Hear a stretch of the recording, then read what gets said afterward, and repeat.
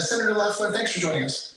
President Trump opened his election rally last night by falsely claiming he won Georgia. He didn't. According to certified state election results, he lost the state by about 12,000 votes.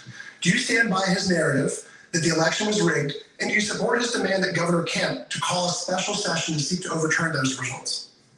Well, first I want to thank the Atlanta Press Club for hosting this important debate. And look, it's vitally important that Georgians trust our election process, and the president has every right to every legal recourse, and that's what's taking place. But I've called for investigations, and now there's 250 investigations open here in Georgia. But the president was also clear that Georgians need to come out and vote for David Perdue and myself because of what's at stake in this election. You know, Chuck Schumer said, now we take Georgia, then we change America. We all know what that change would be. They've been very clear. They want to raise taxes on hardworking Georgians. They want to defund the police. They want to open our borders. They want to implement the Green New Deal. I'm fighting for every single Georgian to live the American dream that I was blessed to live. Senator, do you believe the election was rigged? Look, Greg, it's very clear that there were issues in this election. There are 250 investigations open, including an investigation into one of my opponent's organizations, for voter fraud. And we have to make sure that Georgians trust this process because of what's at stake in this election. The promise that Chuck Schumer made was to fundamentally change America. And I'm making sure that we don't go down the road of socialism. Lisa, your turn to ask a question. Dr. Warnock. Dr. Warnock, good evening. Good evening. As a pastor, there are those who are a little uncomfortable with someone switching from the pulpit to the Senate floor in Washington. If elected, how will you navigate the U.S. Constitution's edict separating church and state?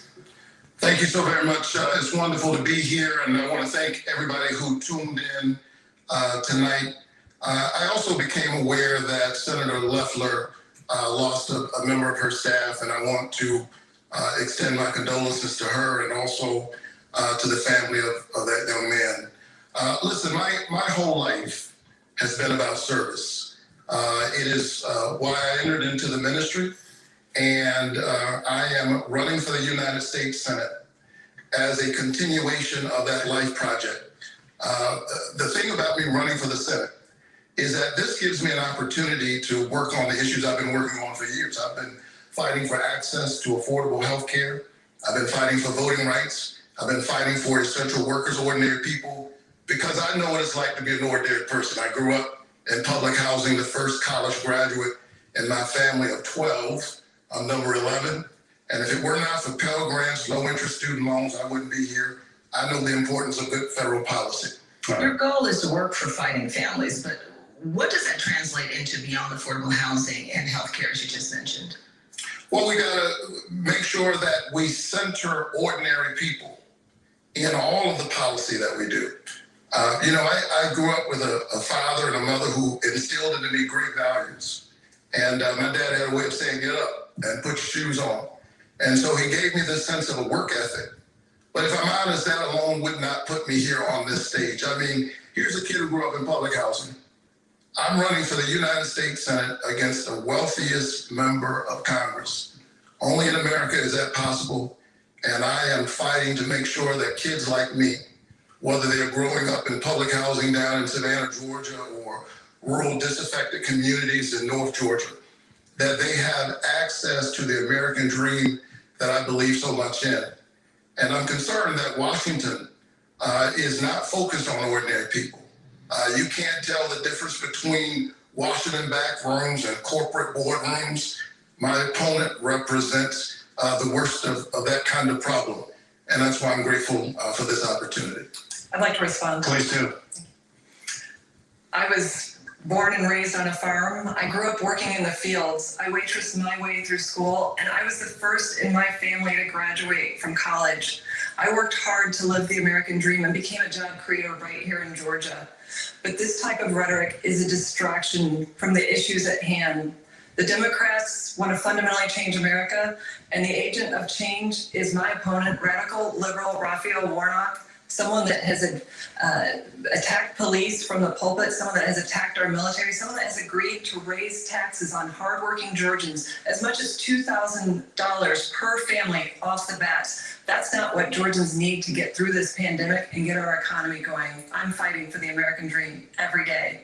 Okay, Reverend, you're going to have an opportunity to respond to those things because I know Greg is going to get to them. It's his turn to ask you a question. Yeah, I have a question on that same topic. You've been attacked for comments you made from the pulpit about law enforcement and the military, foreign policy, among others.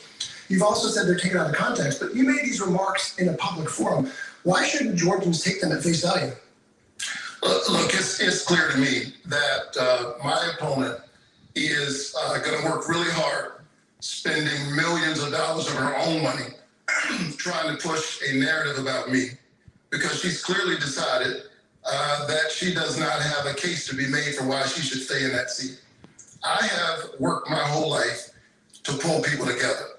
I've been working on criminal justice reform. I've worked alongside law enforcement officers to do that work. Several years ago, I actually brought together the law enforcement officers here in this city, the chief of police, the Black Lives Matter activists, the sitting attorney general, families, parents, all in my church, focused on working on these issues that we've seen emerge time and time again. And we need somebody who knows how to bring people together rather than using these issues as a political point to be made. These issues are tragic, and our law enforcement officers lay it on the line every day. They have an ally with me. I just think that you can affirm what law enforcement officers do and hold them accountable. Senator Leffler, 30 seconds. You know, my opponent, radical liberal Raphael Warnock, has called police officers gangsters, thugs, bullies, and a threat to our children. When I gave him the chance to apologize in our first debate, he declined. He's also said that you can't serve God and the military. He's used the Bible to justify these types of attacks and make other divisive statements. What we need is someone who can bring together, that can help us get through this pandemic and rebuild our economy across this country and right here in Georgia. That's what I'm fighting to do. Do you want to put that into context? Girl, you took medical, no stop. This is why I think folks have turned off from politics very often, because people will turn anything into a kind of cynical political argument. I was preaching that day from a very familiar Matthew text that says you can't serve God and mammon. It was a sermon about a moral foundation for everything that we do, and that when you have everything in order, that actually makes you a better soldier. It also makes you a better senator. And had Kelly Loeffler listened to the sermon rather than trying to make a cheap political point, she would not have used her advantage as a U.S. senator to make millions on a pandemic while playing it down to the people she was supposed to be representing. Lisa, respond. oh, go ahead, please.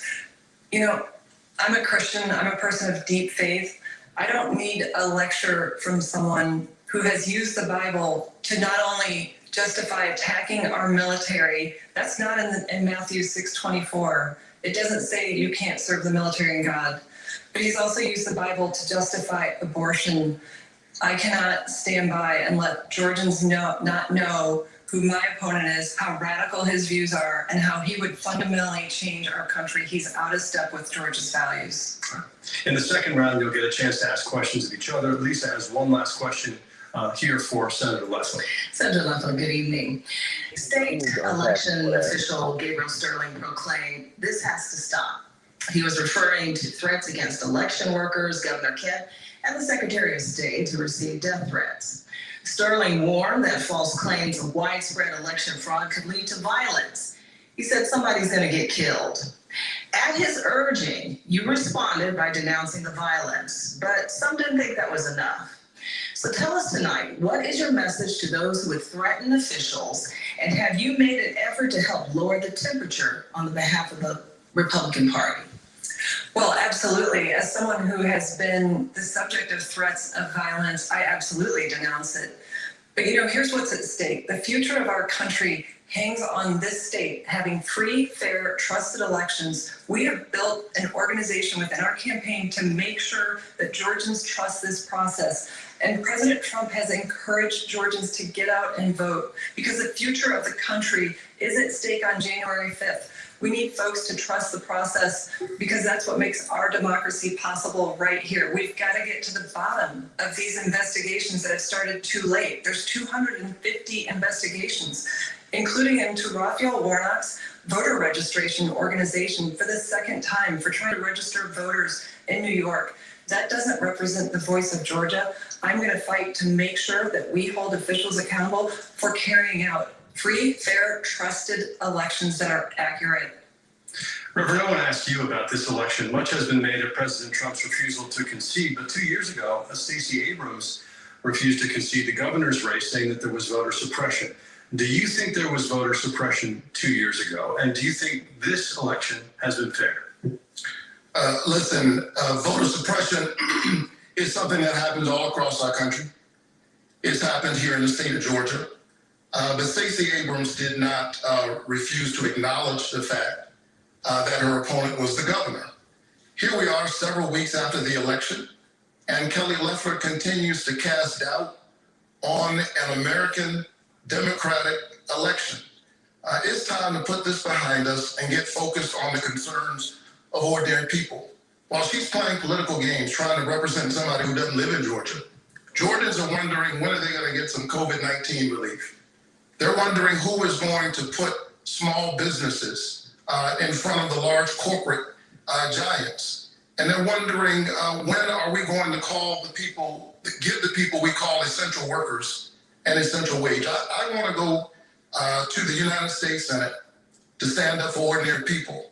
And when politicians aren't satisfied with the voters, they try to pick their voters. And that's what's going on right now. May I respond? Please.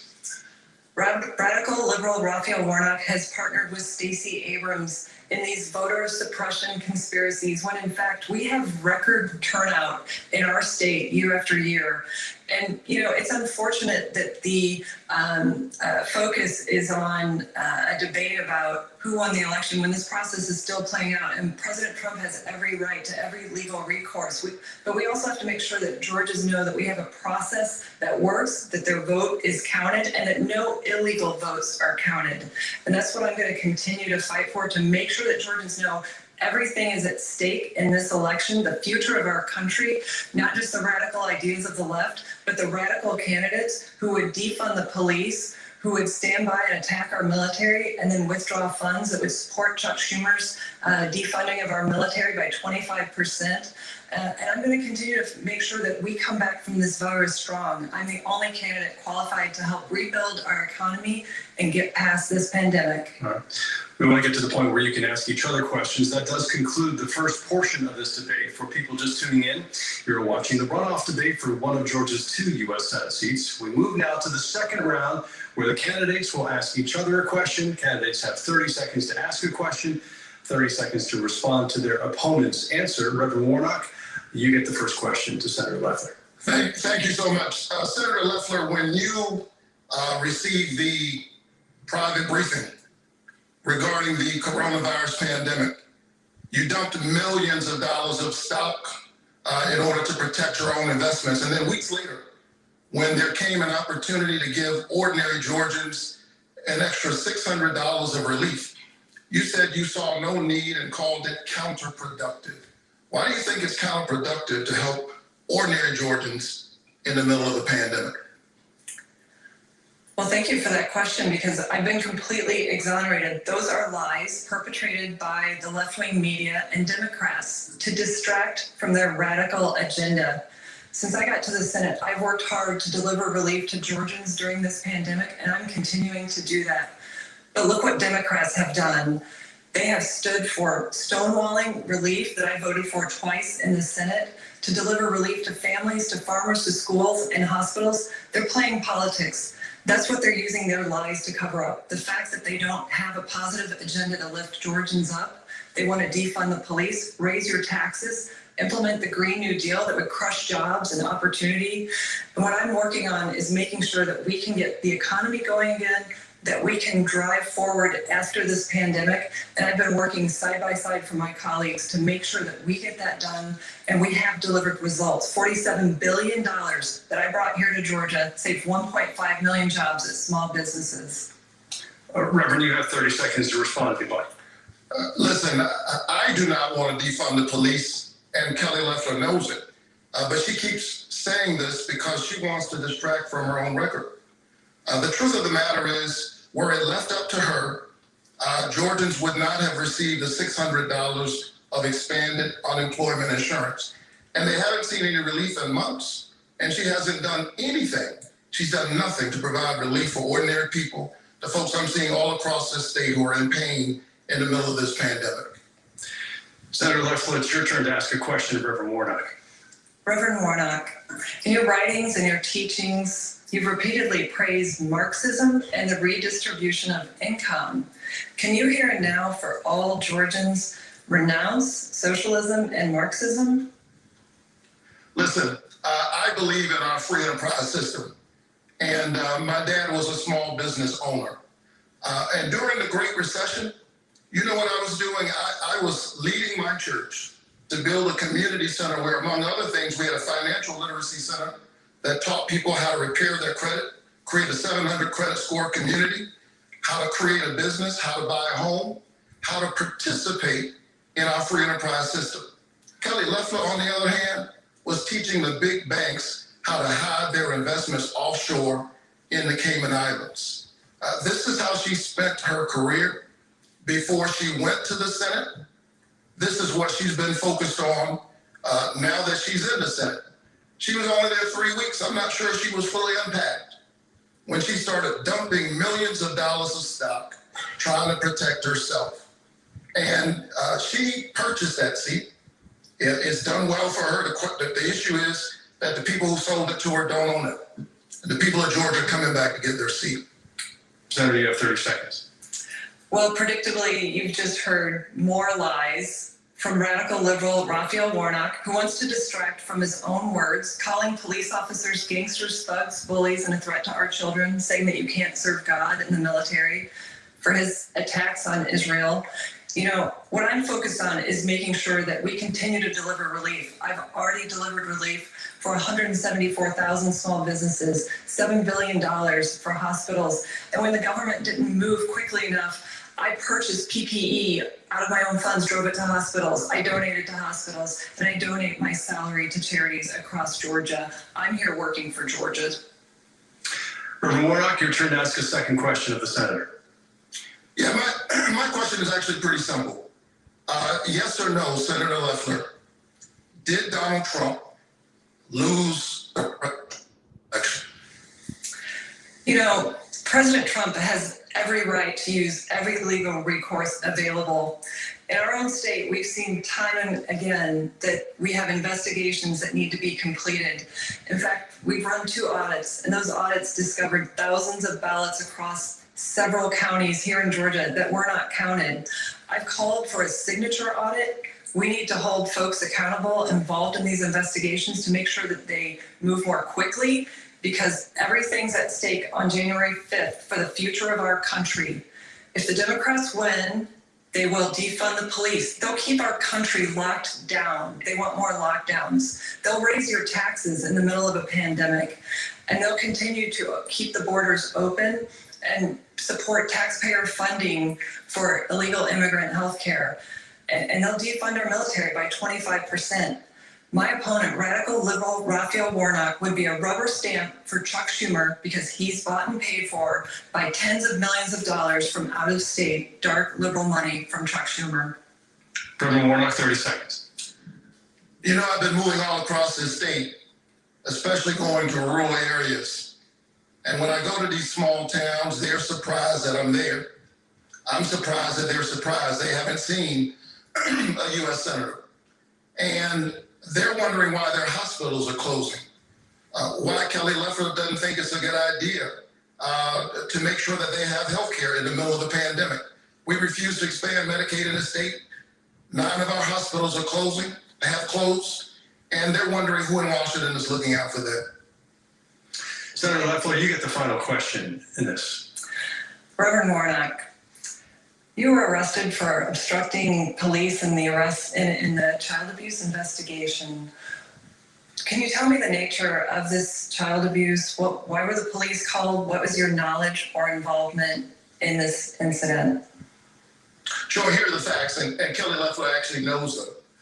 I was working and trying to make sure that young people who were being questioned by law enforcement had the benefit of counsel, a lawyer, or a parent. And the law enforcement officers actually later thanked me for my cooperation and for helping them. She knows this, but the question is, why is she doing this? It is because she has made a calculation that after being in the Senate for 10 months, she does not have a case to be made for why the people of Georgia should keep her there. She has been focused on the same thing she's focused on her whole life, herself. During the recession, she was helping billionaires like her hide their money in the Cayman Islands. She dumped millions of dollars of stock, played it down, and then when she could help ordinary people, she didn't do it. And the people of Georgia haven't seen relief for months. And so she's spending her millions of dollars focused on me because she has no case to make for herself. I think that's sad, but that's no reason for her to keep a Senate seat. You have a rebuttal. You've just heard radical liberal Raphael Warnock lie again and not answer a question, an important question that Georgians deserve to have the answer to. Unfortunately, this is consistent with his track record of disrespecting law enforcement. Anyone in Georgia can read the police report as to what happened in this child abuse investigation at his church camp. You know, Georgians deserve answers, but they also deserve someone who respects our men and women of law enforcement. You know, he did call police officers gangsters and thugs. He said that we should empty the prisons and end cash bail. He won't keep our communities safe. That's what I'm fighting for. Senator, thank you. That does conclude our second round. Again, if you're just joining us, this is the runoff debate between candidates for the U.S. Senate seat to fill the Georgia seat that's currently held by Senator Loeffler. We turn back now to the panel to ask questions until we run out of time. As moderator, actually, I'm going to take the privilege of asking a question to the two of you to start this round. Reverend, I'll begin with you. I'm interested in the number that you're comfortable with when it comes to coronavirus relief. Senate Majority Leader McConnell seems to favor something like $500 billion. The moderates are talking about $908. 2 months ago, the White House suggested $1.8 trillion, and the Democrats wanted more. How much is required by this moment? Well, the problem is for months we haven't seen any relief. And we can talk about the numbers. That would be an important part of the conversation. But when we saw relief, we saw the Shake Shacks of the world and Ruth's Chris and the LA Lakers at the front of the line and small businesses at the back of the line. Our frontline workers, our teachers, our police officers, our health professionals need PPE. Our workers need relief. And we need to begin even now, I think, thinking beyond how we survive this pandemic and begin to think about how we survive on the other end of the pandemic. While we're providing relief, I think it's time for us to start thinking about an infrastructure program here in this country that will repair our roads and our bridges, begin to build green energy and green energy jobs, provide jobs with a livable wage, and position our economy to lead into the future. Can you give me a number? Look, I think that we should at least make sure that whatever we do, workers are at the center of that relief. All right. Senator Loeffler, you're in a position to vote on this very soon, perhaps. Janet Yellen has said the country can afford to borrow this money now to get people through this crisis until we're all vaccinated, and that if we don't spend it now, it's going to cost us more in terms of job destruction. Do you agree with that? And what would your number be? What could you live with? Well, I was pleased to support all the relief packages this spring when we were addressing this virus. Over $3 trillion of relief to Americans, $47 billion that I helped bring right here to Georgia, including $7 billion for hospitals, 174,000 small businesses that I brought $15 billion in PPP funds to, save 1.5 million jobs. And in fact, I voted twice on the Senate floor in recent months to support a package that Democrats have blocked, that Nancy Pelosi has now confirmed that it was playing politics with Americans' lives and livelihoods. She's held up targeted relief that would have gone to hospitals, to schools, to families, to small businesses. That's what I've been fighting for. That's what the Democrats are holding up. And my opponent, radical liberal Raphael Warnock, would be a rubber stamp for Chuck Schumer and Nancy Pelosi as they try to use this pandemic to put the costs on the back of hardworking Georgians in the form of high taxes to fundamentally change America. And I'm not going to stand by and let that happen. I'm going to make sure that we serve our families and our small businesses right here in Georgia. Thank you. Lisa, it's your turn to ask a question. Senator Loeffler, you have called yourself the most conservative candidate in the race. You're also the richest U.S. senator with an estimated net worth of more than $500 million. How will you use your wealth and your privilege to improve the life of the average Georgian, the one who makes minimum wage, and more specifically, minorities who feel you have not made an attempt to meet them where they are? Well, first of all, I have been blessed to live the American dream, and that's what I'm fighting for every single day in Washington, because I was born and raised on a farm. I grew up working in the fields. I started filling out a time card when I was 11. I waitressed my way through high school and college, and I was the first in my family to graduate from college. I know what it means to live paycheck to paycheck. I've done it. And I also know I'm blessed to live the American dream, and that's why I'm fighting to protect it. That's why conservative values matter, to uphold the Constitution. Our freedoms are under attack in this country. The religious freedom, the right to life, the Second Amendment. And that's what helps create opportunity for all Georgians to live freely. But my opponent, radical liberal Raphael Warnock, is a socialist. He supports policies that would grow our government, bankrupt hardworking families with high taxes. The cost of the Green New Deal on every Georgian family would be $75,000, and taxes would go up $2,000 per family. That's why I'm focused on helping every single Georgian succeed. Have you reached out to minority communities to hear their issues and what they're thinking and what they're feeling? Absolutely. I have built my career based on bringing folks together to lift everyone up. That's what I've done from day one. In fact, I just introduced my prosperity plan that would bring much needed capital, access to capital to small businesses and minority communities, because our country has failed in that area. That's one way we can help. We can also make sure that we protect school choice. The Democrats would overturn school choice, trapping children, their destiny for education within their zip code. I'm fighting to make sure that we fund school choice and support kids to live their dream, to have that education. But I'm also making sure we keep taxes low. The taxes, the Jobs Act that Raphael Warnock would overturn. Would raise Baby, do she got a 5-minute talk time? She been talking too long. With 2 kids, their taxes would go up 20%. That's not a way to help hardworking families here in Georgia succeed. Greg Bluestein, your turn to ask a question. Yeah, and this next question is for both candidates. We'll start with Reverend. Do you plan to accept a coronavirus vaccine when public health experts declare to be safe? And if so, how do you plan to persuade the public to take it? Absolutely. When our health professionals tell us that we have a vaccine that works and is effective and safe, I will take it. I will encourage the folks who listen to me, people who are in my church and in the community, to take it. But also I will try to work hard as a senator to make sure that communities that are so often marginalized don't find themselves at the back of the line again, that they have access to the vaccine. So often they find themselves at the back of the line. And I've spent my life standing up, fighting for ordinary people.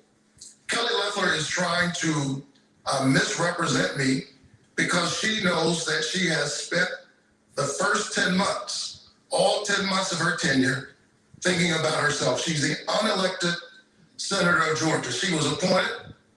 The people of Georgia have been disappointed. And they're looking for somebody who'll stand up for ordinary people. I've spent my life doing that as a citizen, and I'll do it as a U.S. senator. You have 30 seconds to respond to that before Greg asks his question to you. You know, I have spent every single day working for Georgians. I'm 100% about Georgia. That was my calling to public service. I was blessed to live the American dream, and I want Georgians to live theirs. I was a job creator right here in Georgia. I'm the only person in this race that knows how to help Georgians. I've created jobs. He's never created a job in his life, but yet he's advocated for high taxes that would crush small businesses and families seeking that opportunity. He would take away school choice for kids who want to have that leg up. And he would play politics just as Nancy Pelosi and Chuck Schumer have done, holding up relief for political reasons. And I think that's completely wrong. Greg? Yeah, a reminder of the question, do you plan to accept the coronavirus vaccine if public health experts say it's safe? And if so, how do you intend to persuade the public to take it? Absolutely. I was with Vice President Pence on Friday at the CDC. I could not be more proud of what we've done this year to deliver relief, but also get cures, vaccines and therapies that are effective. And so I'm going to encourage my fellow Georgians to stay safe, to get that vaccine. And we have a great plan to prioritize those communities who need it most, and we will make sure that that's carried out. But my opponent will continue to play politics with the pandemic, telling lies and trying to achieve political objectives that would try to radically change our country at a moment of a pandemic. I'm going to continue to fight for every single Georgian to have the freedoms and the opportunities that they deserve and not be crushed by big government that would have government mandated health care, that would provide free health care for illegal immigrants, that would raise their taxes to pay for government health care, and that would bankrupt Medicare. I'm making sure that Georgians have the resources they need while we keep our taxes and our government low and small. Lisa, it's your turn to ask a question. Dr. Warnock, Katina Strabalakis is an Atlanta business owner who had to close her doors because she was unable to pay thousands in back rent due to the pandemic. President-elect Joe Biden considers it a top priority to get a generous stimulus package through Congress, and you said you support that.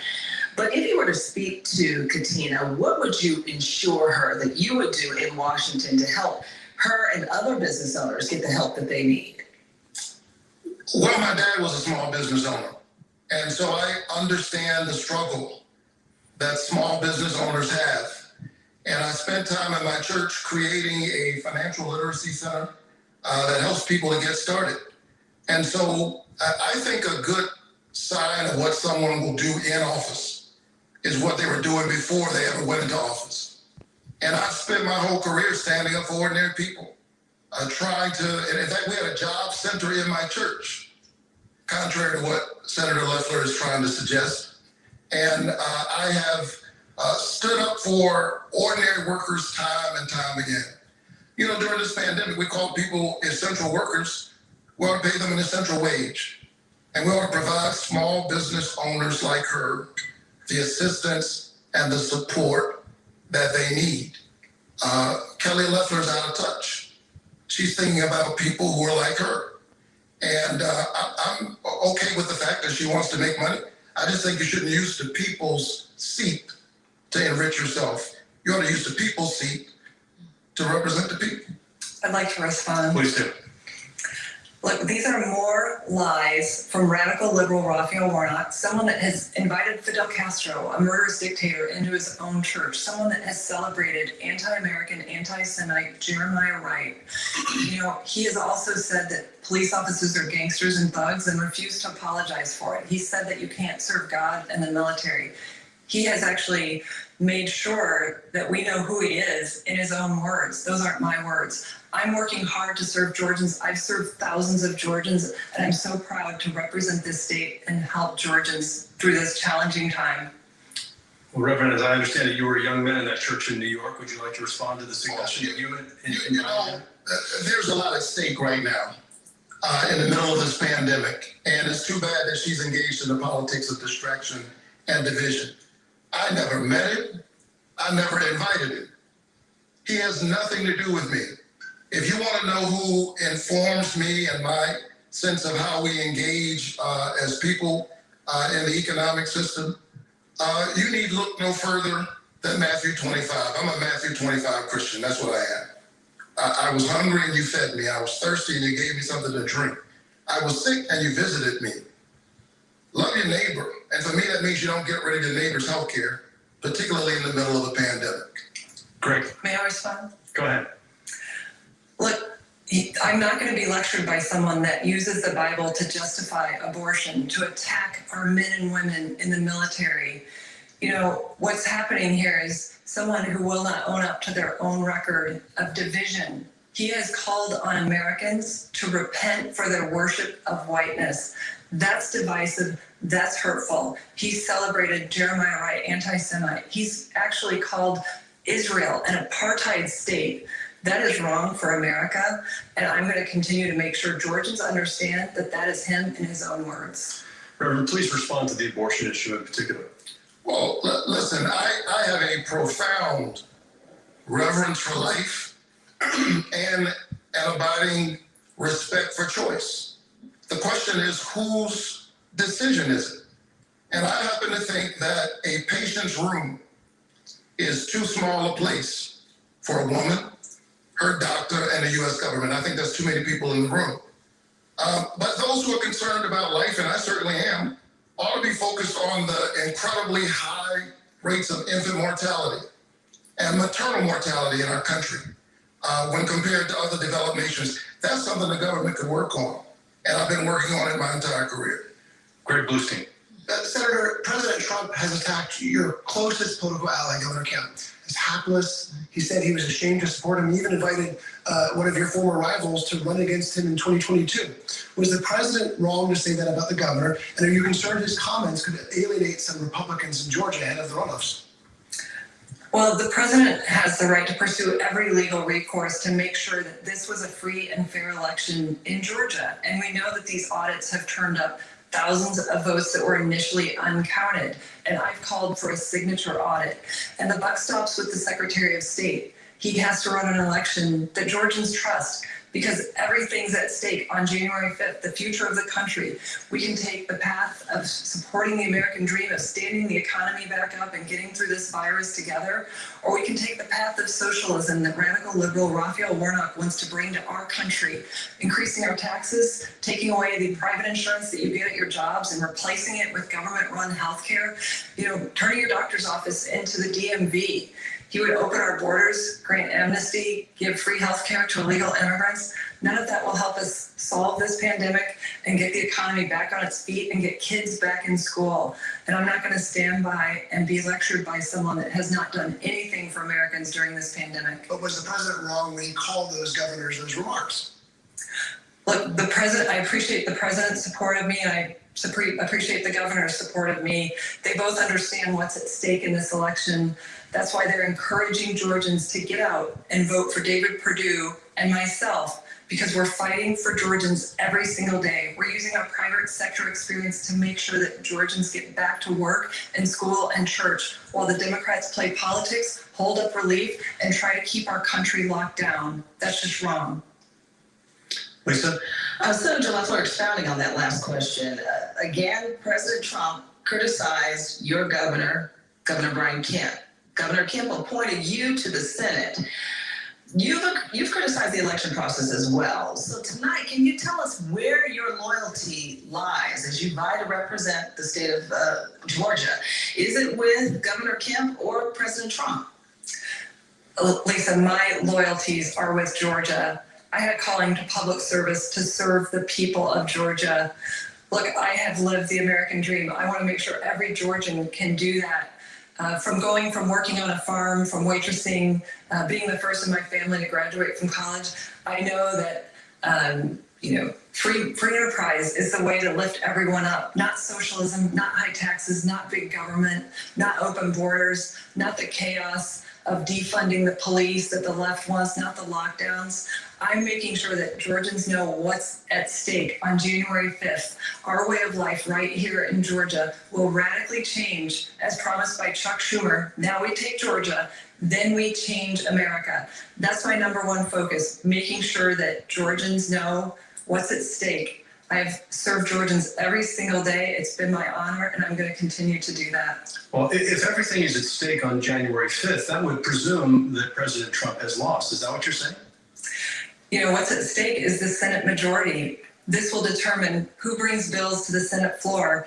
And under the Republican Senate, we've been able to deliver $3 trillion of relief to hardworking Americans hard hit by this pandemic, to the frontline workers, to hospitals, to schools. We have to continue to make sure that we open up our economy. The Democrats want to keep this locked down. They want to radically change our country. And their agent of change is radical liberal Raphael Warnock, someone that has said to reimagine police, that is endorsed by organizations whose number one goal is to defund the police. We know the direction the country would take, and we're going to continue to make sure that Georgians understand that our very way of life here in Georgia and across the country is under attack by the left. Well, not to belabor the point, but all those things that you're warning about would not be happening, presumably, with President Trump as president. So it almost sounds as though you're conceding that that part of it has been settled, and now it's important for the Republicans to keep the majority in the Senate to have a divided government. Well, I saw firsthand that the Senate is the shock absorber in this country. And I saw that firsthand when I got to Washington and the impeachment trial started. I saw the Russia hoax and how that distracted us from addressing this virus. The Democrats have played nothing but politics since day one. They've never accepted that President Trump was president. They were distracted from serving Americans. They were distracted during the pandemic, and now they've used the pandemic to try to fundamentally change this country and put the cost of big government on the back of hardworking Georgians.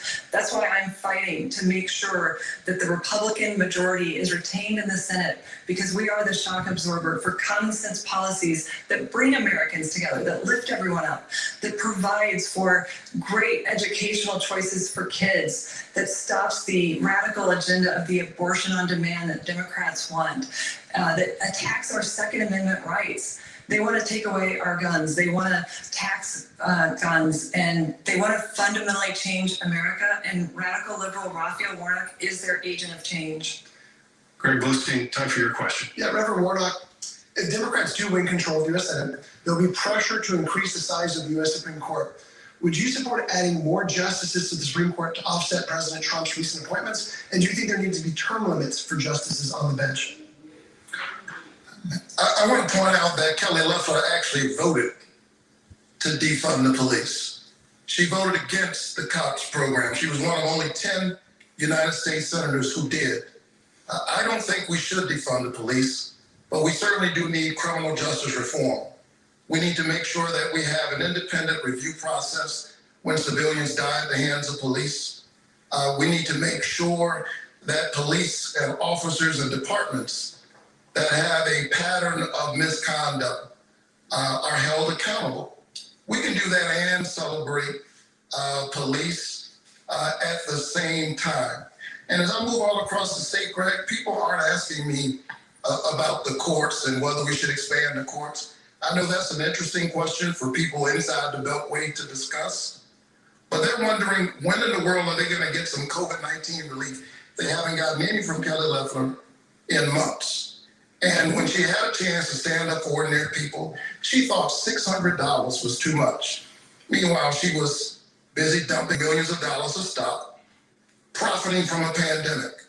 Who does that? But it will impact people on the ground. So I am wondering if you can answer the question, do you support expanding the Supreme Court? I'm really not focused on it. And I think that too often, the politics in Washington has been about the politicians. I'm a pastor, and so when I think about these issues, I think about the people that I've had to stand with in the critical care units while their loved one was dying or between life and death. And not only are they concerned about the sickness, they're wondering how in the world they're going to pay for it.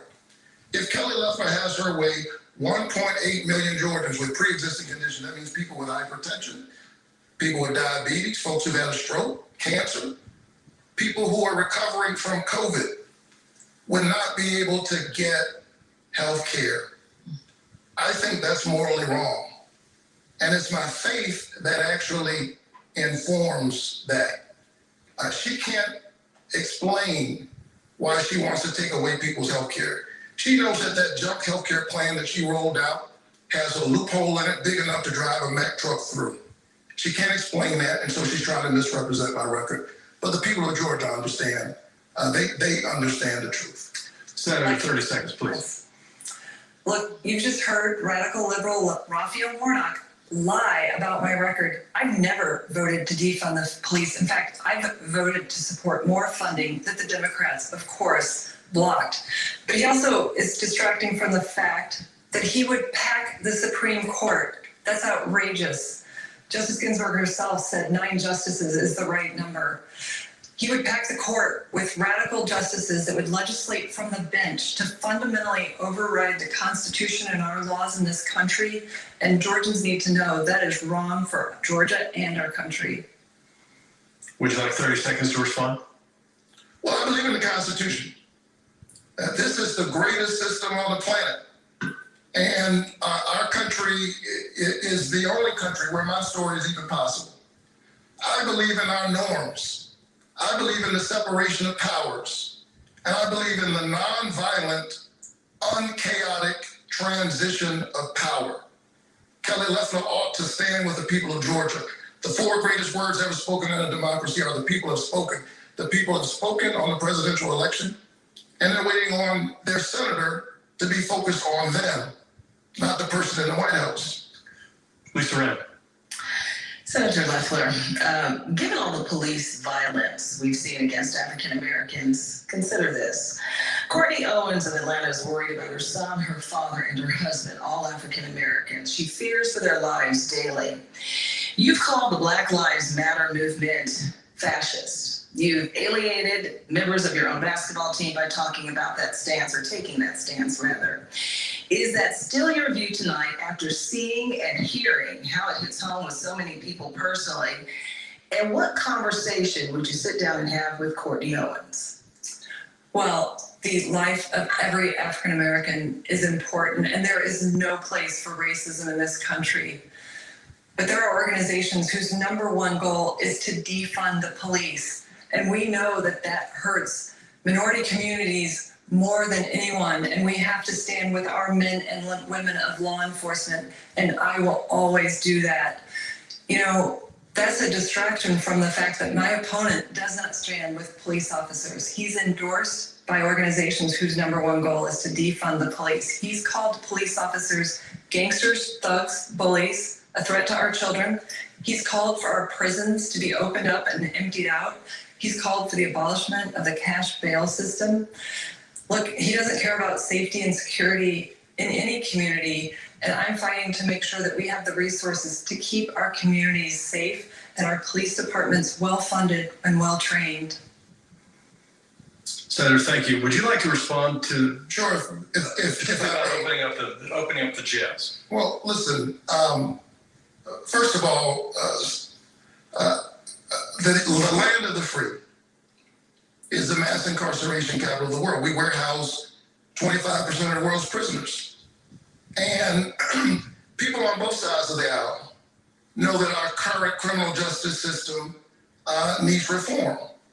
And we saw that this summer, a multiracial coalition of conscience pouring out into American streets after the tragic deaths of George Floyd and Breonna Taylor and Ahmaud Arbery and so many others.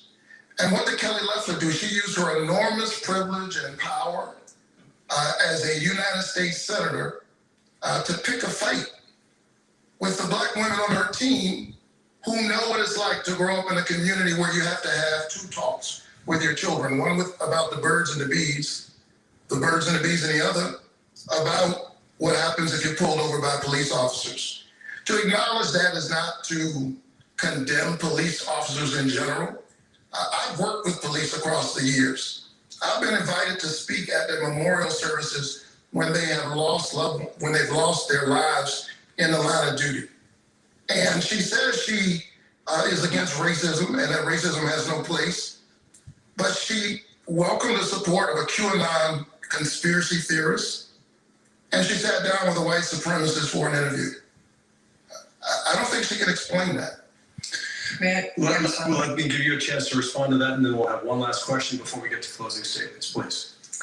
Well, that's incredibly sad, these comments that he's made. I mean, first of all, there's not a racist bone in my body. I have worked to bring communities together my entire life. But this is really terrible coming from someone who has divided people continually. He's called on Americans to repent for their worship of whiteness. He's called Israel an apartheid state and said that we should end military assistance. He's compared Israelis defending themselves against Palestinians. He's compared them to birds of prey. And he celebrated Jeremiah Wright, an anti-American, anti-Semite. That's divisive. Greg Bluestein, one last question. Senator, should members of Congress be barred from trading stocks? Look, what's at stake here in this election is the American dream. That's what's under attack. When they attack me for a lie, a left-wing media lie, conspired with the Democrats by, this is an attack on every single Georgian who gets up every day to work hard to provide a better life for their family, who wants to live the American dream. It's a distraction from the real issues, not the conspiracies in this election. What's at stake is the future of our country, our freedoms to live the American dream, to not be taxed into bankruptcy, to not have to go into government healthcare, government-run healthcare. They want to take away the healthcare that 180 million Americans rely on through their work. That's why I've introduced a health care plan to make it more affordable, not government-run healthcare that would bankrupt those that rely on Medicare. And I'm going to continue to fight to keep our country free, to keep our borders secure, and make sure that our communities are safe and secure. Reverend, you have an opportunity to respond. Senator King, the people of Georgia should send her back to the Senate. And so she's continued to misrepresent my record. She's lied not only on me, but on Jesus. I mean, everybody's clear about what that passage is about in Matthew. You can't serve two masters. And she should have listened to the lesson. Maybe she wouldn't be so focused on herself. She'd be thinking about the people she's supposed to represent. I intend to center the concerns of the ordinary people that I've been running into all across this state, particularly in rural Georgia. Reverend, thank you. I'd like to respond. We're out of time. I apologize, but you're going to have a chance for a closing statement here in a moment. That is all the time we have for questions. The candidates now have 60 seconds for a closing statement. Senator Lefferle, you get to go first. Well, thank you to everyone who tuned in to this important debate. You can see what's at stake. There are two visions for our country. Mine, the American dream. My opponent, socialism. This is what's on the ballot January 5th, the American dream. I was born and raised on a farm. I grew up working in the fields. I built my career. I became a job creator right here in Georgia, and I have been blessed to live the American dream. But Chuck Schumer said it best. Now we take Georgia, then we change America. They would increase our taxes, open our borders, socialize our health care. And my opponent, radical liberal Raphael Warnock, is his agent of change, someone that has falsely used the Bible to attack our military. The Bible never said that that you can't serve God and in the military. He's attacked our police officers. He wants to fundamentally change America into a socialist country. Well, I'm not going to let that happen. I'm working hard for every single Georgian. I'm Kelly Loeffler. I'm asking for your vote on January 5th. Thank you, and may God bless America. Thank you, Senator. Reverend Warnock, your closing statement. Thank you so much, and thanks to everybody who tuned in tonight. I'm Raphael Warnock. I'm one of 12 children in my family and I'm number 11, the first college graduate. Listen, these are dark and difficult times. And amidst the thick fog of this pandemic and the economic turndown, even during this season of joy, it's hard for people to find joy. I think about my dad in a moment like this. God bless his memory. He used to wake me up every morning at dawn and say, get ready, get dressed, put shoes on. It was dawn. And so it was morning, but it was still dark. It's dark right now, but morning is on the way. It's our job, Georgia, to put our shoes on and get ready. Because there are those who are engaged in the politics of division. They have no vision, and so they engage in division. Tomorrow is the last day to register. Tell everybody you know to make a vote plan, because health care is on the ballot, workers are on the ballot, voting rights is on the ballot, criminal justice reform is on the ballot, and if you give me the honor of representing you in the U.S. Senate, We have to I'm go, thinking sir. about Georgia every single day. Thank you Thank you very so much, Reverend and Senator. Before we conclude this debate, everyone involved in tonight's production sends their condolences to the Leffler campaign and to the family of staff member Harrison Deal, who was killed in a car accident on Friday. Our thoughts are with the family. They're with you. We're very, very sorry. We'd like to remind voters that Election Day is Tuesday, January 5th. Absentee voting has already begun in Georgia, and early voting in Georgia begins December 14th. Thanks to the candidates and to the panel for participating in this debate. Well done. Thanks to the Atlanta Press Club and Georgia Public Broadcasting for arranging this debate. I'm Russ Spencer with Fox 5 in Atlanta. Thank you for joining us for the Atlanta Press Club Louder Look Young debate series. Good night. All right, people. All right. What did we see? What did we see? Let me go into the next room. 1 second. Let me break down the set.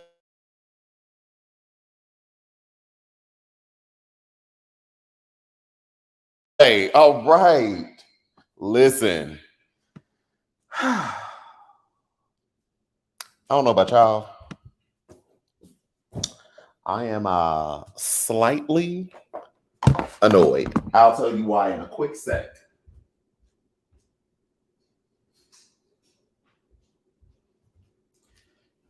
Had to get my phone.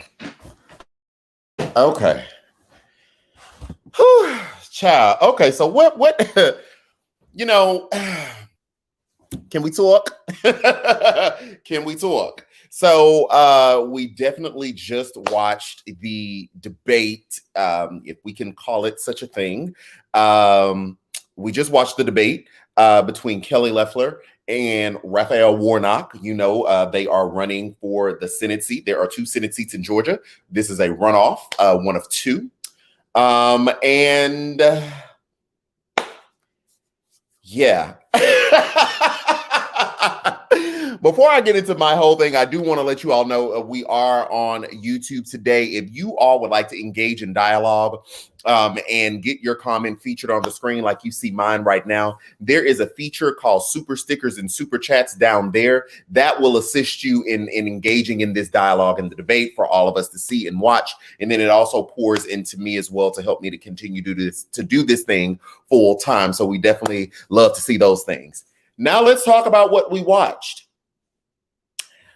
That was not a debate. That was not a debate. I was sitting here like, okay, you know, the first couple rounds, I give a little grace because candidates typically they don't come so heavy out of the gate. You know, they do definitely stick to their talking points. If you watch debates like that, most of them do stick to their talking points in the beginning.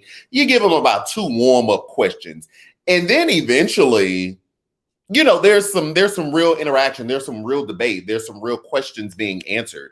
We didn't really get that. If I hear radical left socialist one more time from Kelly Loeffler, I was gonna scream. I'm like, girl, that's not, maybe that works in Georgia. I don't know that the term is really moving people anymore.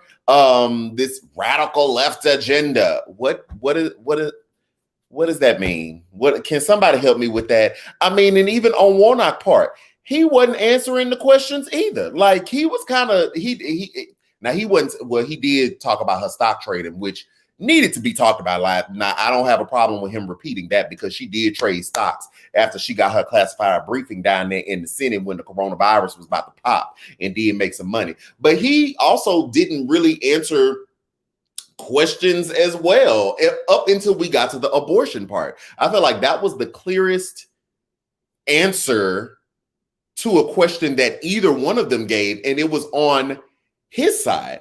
But sis didn't. I'm like, why are you there? Why are you there? I don't know.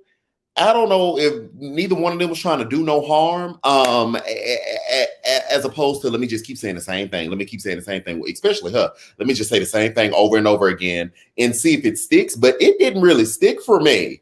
This wasn't a debate. This felt like I was watching their individual commercials that they've been playing on TV, just in live color being spoken through them.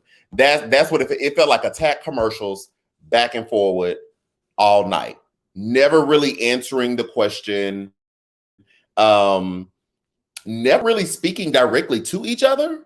Like I likes interact. I don't know. Maybe that's just me. I mean, everybody can debate how they want to debate, but I likes when the candidates turn to each other and, no, this is what you said. This is what you did. This is what I want to do. Like, I like that interaction. Like, this is Sparta. I don't know what that was, but that wasn't Sparta. Maybe that was the Juvie League. I don't know. Maybe that was wrestling in '85. No, because see, we thought wrestling was real back then. Maybe that was the new age wrestling. I don't know. I don't know anything about that. But yeah, I think Warnock probably should have drilled in more about this white supremacist she sat down and talked to. I had not heard about that because, it's kind of, first off, I'm not in Georgia, but the entire ecosystem of people running for office, it's kind of hard to keep up with everything. Hold up, that's what we talking about. Teresa Campbell, thank you so much for the super sticker. Those are things we love to see, baby. That's how y'all get featured down here on the show. So keep those coming. Thank you. Yeah, I hadn't heard anything about that. So I think he definitely should have peeled that back a little bit more. Like, wait, she sat down with a white supremacist. What you say now? What was said? Who was this? When did this happen? Definitely on that. I dare not even this. So y'all know I'm a follower of Christ. And I dare not even try to pull pieces between both of them. Talking about what the Bible said, what the Bible didn't say. I don't think that that's beneficial. And I will say, to Warnock's point, the scripture, that particular scripture is referencing putting God above all. Now, I have not watched the sermon, so I'm not going to dig down deep in it. But I've seen that clip, and that appears to be what he was saying as well. And so I do not agree with her trying to use that, and then also herself saying she was a Christian in the beginning. And so you have two professed Christians on this public stage arguing about the faith, but using it in political terms. I didn't appreciate or like any of that part. So we're going to leave that there. Those are my feelings and thoughts on that. What else did we hear? Radical socialist, liberal left. Yeah. It was a bust for me. Like, we could have done without this one. I think we could have done without this one. I see we got a super comment. Let me check this out. Thank you so much. Corel Anderson Purcell. I always got to give my girl a shout out because she always comes through and gives super comments every time I do a live. Thank you so much, sis. I definitely lost valuable time out of my life watching and listening to this debate. Same though. Like, I was expecting this to be like, let's get ready to rumble. Like, I thought, this was about to hit. I really thought this thing was gonna smack, and I was like, what am I watching? What am I watching? I'm not here for that. I'm just not here for it. Shout out to you, Jacqueline, Jackie. Thank you so much. Oh, I meant to tell y'all, I just found out too. I didn't realize the super comments, apparently based on the color, this is not me saying, give me all your money, but the more you give, the longer your comment stays up on the actual YouTube feed, in the chat comment, even though I'm pulling it here on the screen. So that's something to look at as well. Jacqueline and Jackie, got to shout you out too, sis, because you come through and stay giving super chats on my lives as well. You sisters, I love you. Thank you. Jacqueline says, exactly, Q. They were not prepared for this debate. I didn't see either of them provide actual evidence of what they have done to benefit their communities, nothing that supports their individual positions. Now, I would disagree just a little bit on the end. Warnock did use a few opportunities to talk about what he was doing in his church and the community and building people up and credit scores and getting them on track for home ownership. Maybe he should have said that more, because I picked up on it, but it was very quick. So maybe that was something that he should have done more of that. But yeah, for the most part, it was a bunch of it was like nothing. I'm like, what is happening in the world? What is happening in the world? Why is this a thing? Thank you so much. No message, just want to support. Thank you. I appreciate that. Love you. Shaquana Powell or Powell. Sorry, I be messing people's name up, so I'm trying to, y'all be getting on me. If you ever join the other lives that we do at 7 p.m. during the week, I be messing people's name up. So I want to make sure I get that right. Keona Williams, thank you so much, sister, for the super sticker. I thank you. We have another super comment. Let me pull that up From Tracy T, shout out to you. Tracy, believe he was trying not to be looked at as a black man attacking a white woman. It is what it is. You know, about that, because so let's speak to that for a quick second, right? Because towards the end of her speech, I felt like I heard like a little quiver in her voice, and I was like, is she about to cry? Like, please do not give me the dramatics. Don't give me the I'm a scared white woman tears, because it wasn't like he was even chopping you down. You know what I'm saying? He really wasn't even, like, I felt like he really could have went at her and still not been viewed as attacking her. Like, there are some serious concerns with Kelly that he could have really, hiya, baby, y'all don't want me on the debate stage because I'm finna bar look, it's either you gonna vote for me or you not. I don't even want that, but you're either gonna vote for me or you're not. Like, if this is what your record is, bow, let's tear that thing down, baby. This is Sparta. What is you talking about? What is you saying? So maybe that could be it too. He didn't, those are those, and they are in Georgia, so there could be this whole come to her rescue. Oh my gosh, he was so mean. There could be that whole thing that he was trying to avoid, but that's totally unfair. If your record is terrible, your record is terrible. And if you are in a debate, especially a political debate, then the other person should be able to go after that, period. Shout out to you, Tanisha Spillers. Thank you so much for the super sticker. Thank you so much. Okay, y'all said y'all heard it too. Yeah, it sounded like she was about to cry. And I don't think, like, maybe this is a video I need to do too. I don't think she was really about to cry, but she probably understands those dynamics as well. Like, I remember reading something that talked about,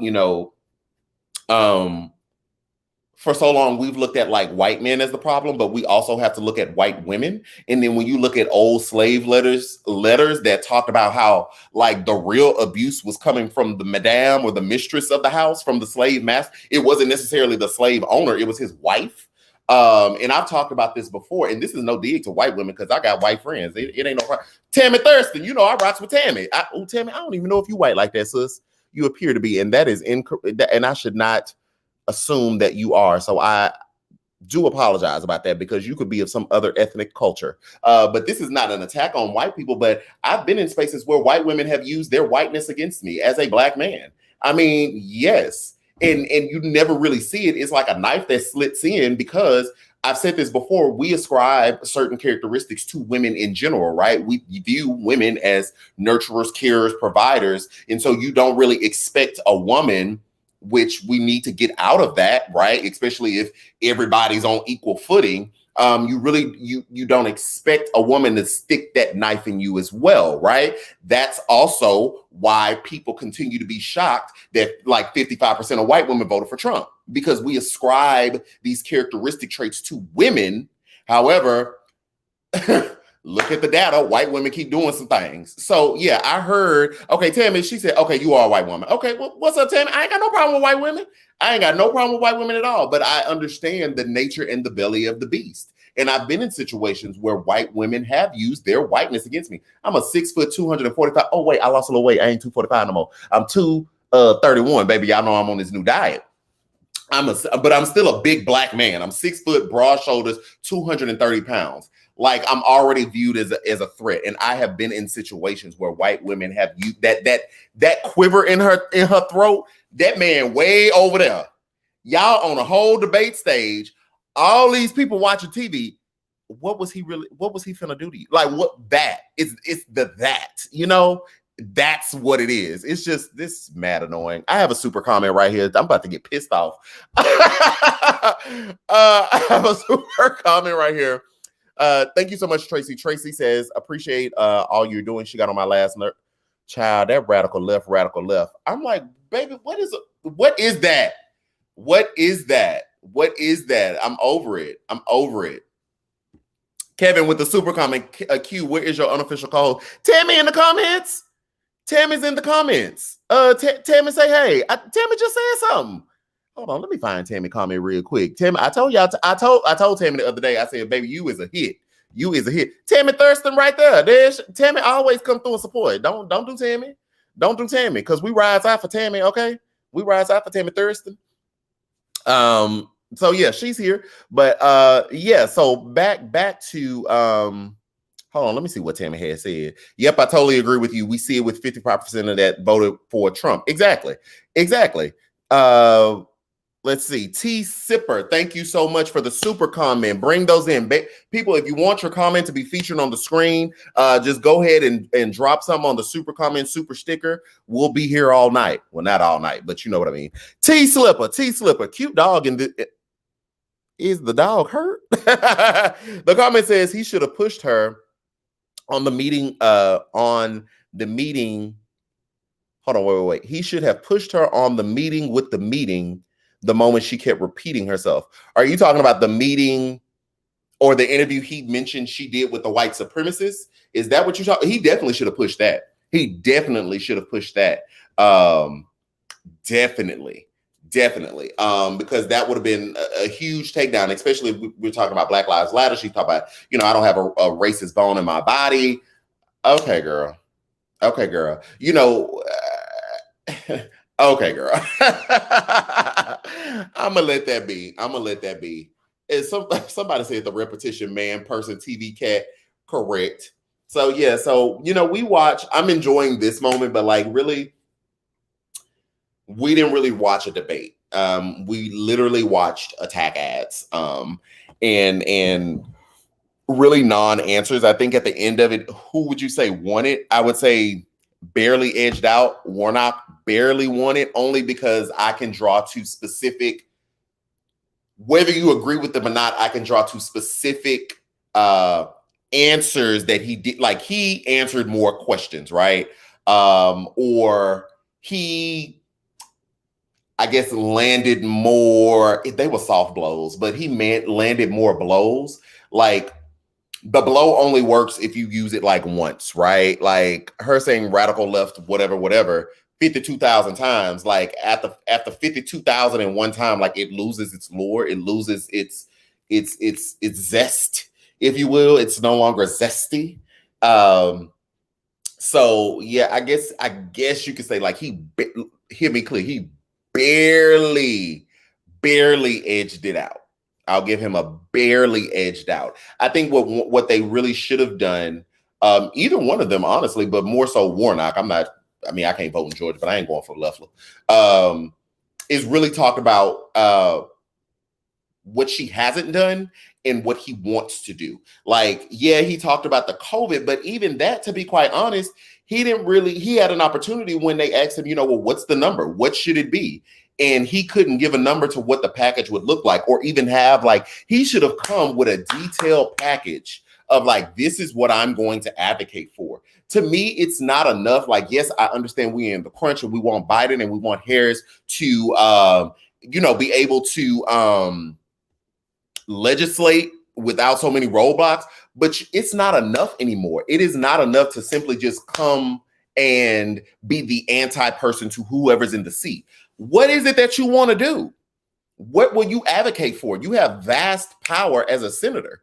So I really think he missed an opportunity. He should have spent more time pointing out the downfalls of Kelly Loeffler and then coming with his own proposals. You're a senator. You can bring stuff. You can advocate for stuff. It's not, it just wasn't enough. So I say all that to say he still won, but it's like that much of a win. But a win is a win. Hey, it's politics. A win is a win. We got a super comment. Thank you so much. What did it say? Shallitube? Okay, yeah. Shout out to you for the super comment. You said, thank you, Q, for putting on this live stream. It's nice to see the different perspectives. I feel she distracted from the debate by repeating the same statement over and over in all her responses. Absolutely. It was definitely robotic. It was definitely stiff. It was definitely pre-rehearsed. She herself should have said, I've done this. She talked about how they did the $3 trillion package, but since you've done nothing else, that was forever ago. Them $1,200 checks was, baby, way back when. What have you done for me lately? You still getting, you still getting the check on my tax dollars, right? You get your check to go to work to be a senator every day. You getting them classified briefings with you trading stocks. The least you could do is do some work for us on the other side. At least. But agree. I agree. Hold on, we got another super comment. I scrolled past it. My bad. Okay, Jacqueline. Jacqueline's back. Shout out to you, Jacqueline. Thank you so much. Hey, Q. This is a bit off topic, but can you drop the link to the Goli gummies? I tried some of my mom's and I love them. I need to buy some. Oh, absolutely. I have the bottle in there. They actually emailed us too. I wasn't really thinking. They emailed us too. They're doing a 20% special right now. They're doing a 20% special. Hold on, let me drop the link for y'all. So if you get it, it is an affiliate link. I'm not sure if everybody's familiar with Goli gummies. It's an apple cider vinegar replacement or supplement. They are so good. I cannot wait for my next order. I am an affiliate for them. So they email me and send like deals that I can issue out to other people. So the link I dropped, once you click it, that's the link tree. Just hit Goli gummies. And when you go, it's already my affiliate link and you'll get 20% off. You should get 20% off of your purchase. And then as an affiliate link, they loop it back around and they do cut me a commission check, just full disclosure. So yeah, shout out to you, Jacqueline. Definitely go get some. Shout out, girls. Shout out to you. Super chat and finna go buy some Golies. Thank you. Jasmine, just with the comment. Okay, Jasmine Bryan, thank you for the super comment. I was not a fan. Were you not a fan of both or one? Or just this whole whatever it was? What were you not a fan of, sis? We need clarification. We need clarification. Let's see here. Hold on. Okay, I just want to make sure I didn't miss any super comments. Okay, cool. All right. Okay, you're welcome, Jacqueline. I see you got it. Cool. Thank you. Thank you so much. Oh, Jacqueline said yes. I had about 5 out of her bottle. They are so good. Those Goli gummies are so good. Like they are so freaking good. I can't wait. I think my shipment is supposed to be here on Tuesday. I think mine gets here Tuesday. I'm so excited. We got another super comment. T Sipper says, if anything, he should have pushed her even more on the stocks and definitely the white supremacist thing. Right. I agree. Instead of just throwing it out there, like drill her down. Why did you trade that? Why was that a thing? Definitely, because that's a real thing. You know, people in elected office used to run from even the appearance of something not being right. Because even let's say whatever she did was totally legal. Let's just pretend for a second. It still looks terrible that we are in a pandemic. People are suffering. I passed by a food line the other day. Like I've only seen them online and it brought tears to my eyes. It was one down the street from my house. People are literally in food lines, cannot support their family, running out of savings, maxing out credit cards.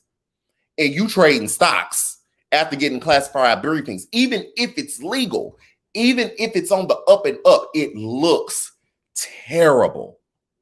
You give people the room to say something ain't right, which I don't believe that what she did was just like, oh my gosh, let's do this stock trade. Girl, you got some classified briefings and was back there. That's what I believe. You ain't got to tell me twice. And the fact that you say you were exonerated or nothing happened, baby, I don't trust nothing in no Billboard DOJ. I don't trust nothing in no Billboard Justice Department. The Attorney General, what I need other people to realize is the Attorney General and these local district attorneys, we vote. Well, we don't vote for the Attorney General, but they have discretion to bring or not to bring charges on people. Look at Daniel Cameron in Kentucky. They get to decide what they want to charge. So just because you tell me you exonerated, or just because you tell me nobody pressed charges and it got all cleared up, baby, in Bill Barr's Justice Department, child police, push out, get out of here, get out. No, anyway, Jasmine Bryan, thank you for another super comment. Thank you. I'm surprised he wasn't a little more prepared, like no discussion on COVID or the package. He won, but with a virtual side eye. That's it right there. That's it. That's the tweet. That's the message. He won, but with a virtual side eye. Yeah, it's like,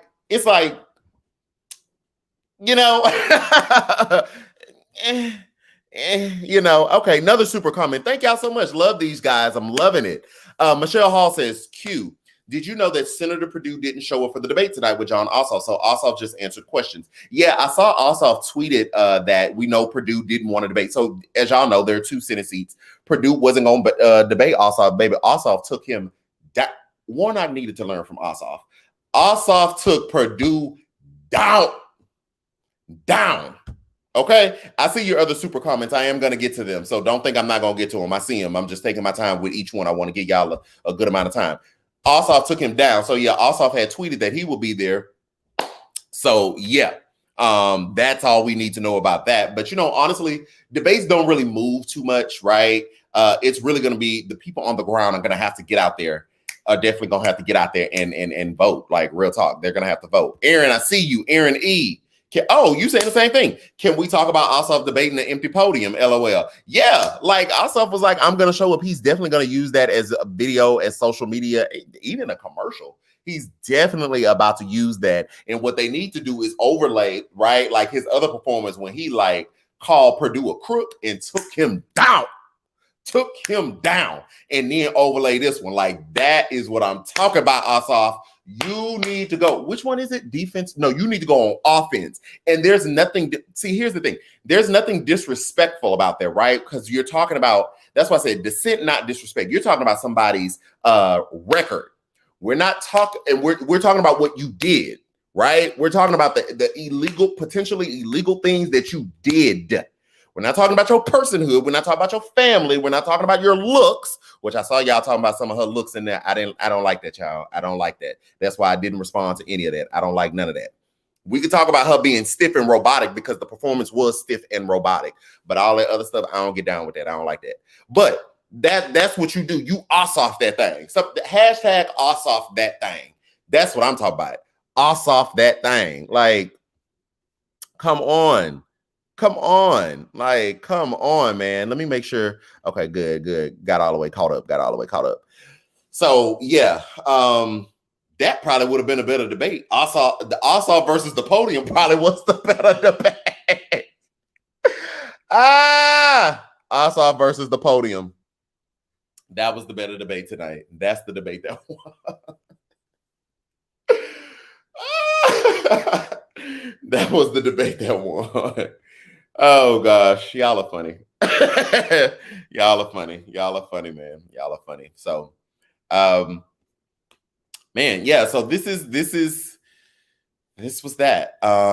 So I think I'm about to hop off. Unless anybody else has anything else to say. Let's see. What's that? Is the other big was probably right. Unless anybody has anything else to say, we're gonna hop off. This is great. I've had a good time in this part. I've had a good time this portion of what we've done tonight. So I will see you all tomorrow. We'll be, hold on, let me check my schedule. Actually, y'all, I think I have something to do tomorrow at 7. Oh, we got an ELT meeting. Okay, I'm gonna hop off of that one. I'm gonna still come through at 7. If you don't know, I do some work with the Houston Area Urban League Young Professionals, and I'm on the executive leadership team. So I have a meeting with them, but I'm gonna hop off. Hold on, we got a super comment now. You know, this always get me to stay on the live right when I'm finna get off. Now I always have what happened? No, but okay, Aaron E, shout out to you, sister. Let's see. You say he missed the opportunity to speak on her writing off her $25 million jet through the Trump tax loophole, and how her husband donated $1 million to Trump's super PAC and the investigation miraculously disappeared. Now, see, I didn't even know all that. They need to have Aaron on the research committee for the debate. How about that? Because that's a whole attack right there. That literally is a whole, like that would have, he could have said that the first line. And that would have been like, finish her. Mortal Kombat. Anybody remember Mortal Kombat? Yeah, he definitely missed out on an opportunity. Definitely. Definitely. Like that's just on period. Shout out to you, Aaron. Thank you so much. I think you've given super comments multiple times tonight. I love you for that. I love you, sis. Y'all keep me up. So yeah, we'll be back tomorrow at 7. If you haven't already, there is a video that I just posted as well prior to this. So if you scroll through the YouTube page, the video's called, what is it called? Oh shoot, I forgot. Book a studio space or move into a 2-bedroom. So I just kind of walk y'all through my process of where we're going. Do I book a studio space to expand my production, or do I, move into a 2-bedroom, break my lease a little, I guess it's not breaking my lease, just transferring a little earlier. and go into a 2-bedroom and use the second bedroom as a studio. Definitely. Thank you so much, Susan. Hit the like button on your way out. Tammy here, Jacob. Tammy here. Y'all not gonna harass Tammy all night. Tammy is watching the stream and Tammy probably cooking. Okay. But Tammy here. Tammy always come through. Tammy always come through. But yeah, definitely hit the like button on your way out. Definitely share the page with everybody that you know. Jalissa says, yes, good video for the 2-bedroom video. Yeah, definitely. Y'all check out the video. It's the last one that's posted on my page. It's a thank you. And you get to see some of my family. You get to see my nephews that I'm always talking about. I put them in the video. So they're in that. All right, guys. This has been fun. We'll be back tomorrow at 7. Thank you so much. I will see you later. Oh, my thing won't come up. Look, why was I trying to do a dramatic exit? Why was I trying to do a dramatic exit? I know this thing lying. I know this thing is lying. This thing would not let me do the dramatic exit. Okay, that's funny. Have a great night, y'all. I saw the video. Congrats. Okay, good. Okay, yeah, go watch the video. Go watch the video, guys. Okay, see you tomorrow.